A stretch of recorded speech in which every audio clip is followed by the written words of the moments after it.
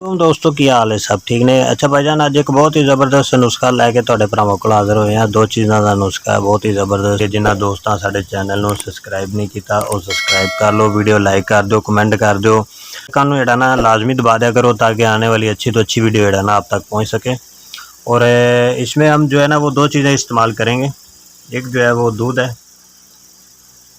आधा किलो दूध आपने ले लेना है।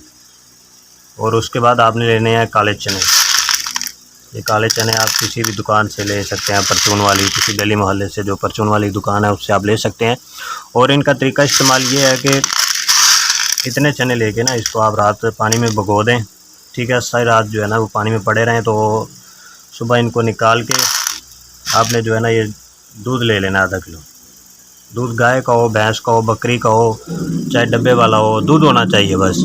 और इसमें आप लोगों ने जो है ना जो चने रात को भिगोए हैं वो आपने दूध में डाल देने, ठीक है। दूध में डाल के इनको आपने ग्राइंडर कर लेना है।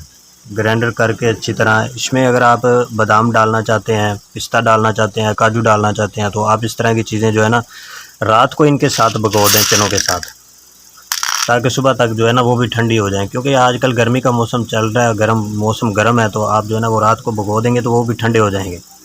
और इनके साथ जो है ना ग्राइंडर करके सुबह खाली पेट आप इस्तेमाल करें।